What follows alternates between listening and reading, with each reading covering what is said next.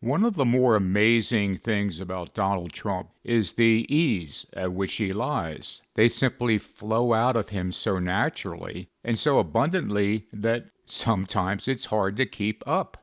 Although some of us know that he lies like a rug, there are many others who will say he doesn't lie at all, that he is the only one in politics who tells the truth. So for those of you who do say that Trump doesn't lie, this video is for you. I just want to show you a couple of examples from this past week that are so blatant it demonstrates how easily lying comes to him. A few days ago, Trump told a lie that was so big and so easily disproved that it would have been a scandal in any other presidency, but with all the controversy over the Epstein files, it seems to have been easily forgotten. Here's what happened. Trump was in Pennsylvania earlier this week, where he was speaking at an energy and innovation summit, when he went off on one of his odd tangents. Trump said the following: "I have to brag just for a second, because when I first heard about AI, you know it's not my thing.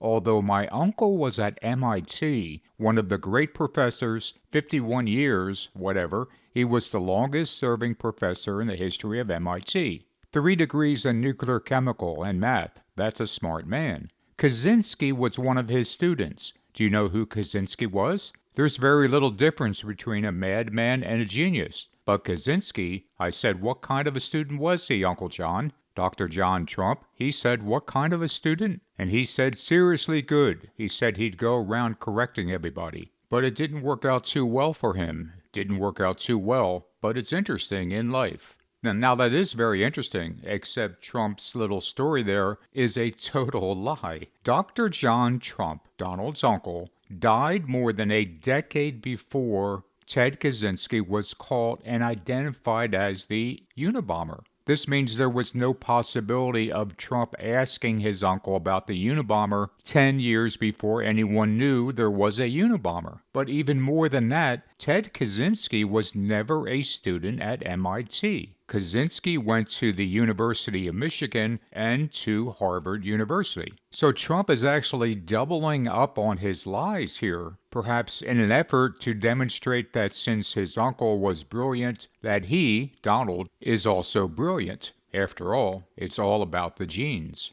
But here's where it gets really weird. A reporter asked about Trump's claim about the Unabomber, and listen to this crazy response he gets.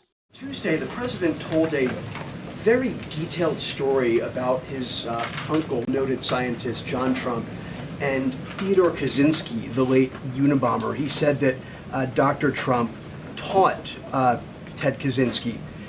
Ted Kaczynski was not identified as the Unabomber until 1996, 11 years after John Trump passed away. It would have been impossible for John Trump to have ever discussed the Unabomber with the president. So what was he talking about? And I have one follow-up.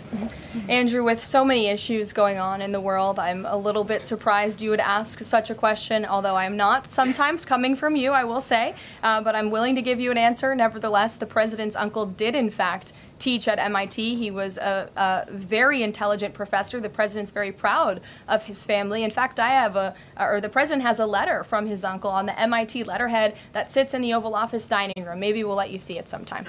So as you just heard, Caroline Levitt answered the question from the reporter, who again was asking why Trump referenced anything about the Unabomber in connection with his uncle teaching at MIT, and her answer was, "I'm surprised you're even asking such a question with so much going on in the world, but maybe I'm not that surprised considering who you are." And then she talked about how Trump's uncle was a professor at MIT. Nothing in what she said actually explained why Trump would connect the Unabomber to his uncle teaching at MIT. And again, Kaczynski didn't go to MIT, and Trump's uncle died a decade before anyone knew anything about a so-called Unabomber. So Caroline Levitt had to avoid answering a legitimate question about what Trump said because there would be no logical answer for what Trump said. And what she said was also strangely similar to how Trump reacted when a reporter asked about the Epstein files about a week back. If you recall, recall, a reporter asked Pam Bondi about the Epstein situation, and Trump immediately jumped in with, "I can't believe you're even asking about it," with so much else going on. Are you still talking about Jeffrey Epstein? This guy's been talked about for years. You're asking, we have Texas, we have this, we have all of the things. And are people still talking about this guy, this creep? That is unbelievable.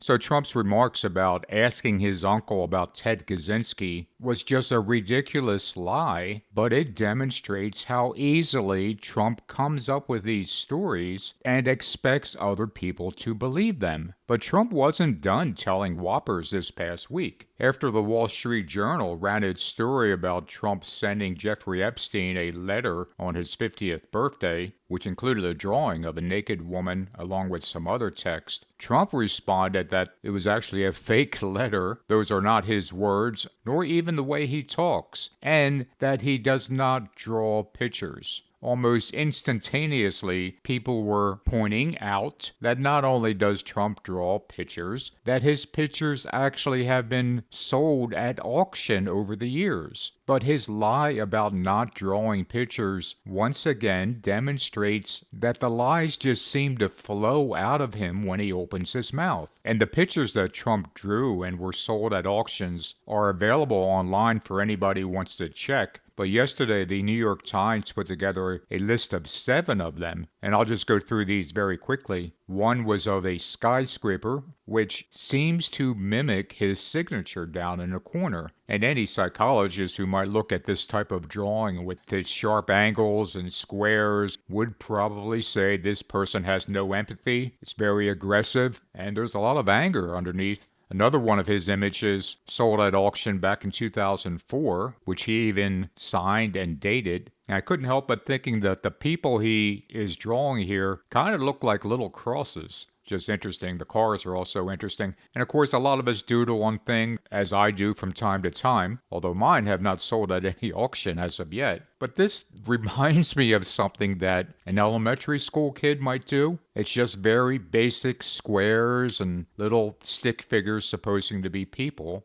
Another image of his sold at an auction was this one, very similar to the previous one, although he has a couple of either roads or perhaps moats in front of the city with alligators. I'm not sure what's going on there. This image also of his was sold at an auction, and again, we're talking about the skill set of a very young child, in my opinion. This drawing that he did, I thought was actually pretty good. More of a minimalist approach, and maybe it's because he didn't use his usual Sharpie to draw it, so it doesn't quite have that aggressive anger feel to it like some of the other images. But the last one I'll show you is this one of his, which the auction house called the money tree, for obvious reasons. I guess they could have called it the tree of the knowledge of good and evil, but they chose the money tree.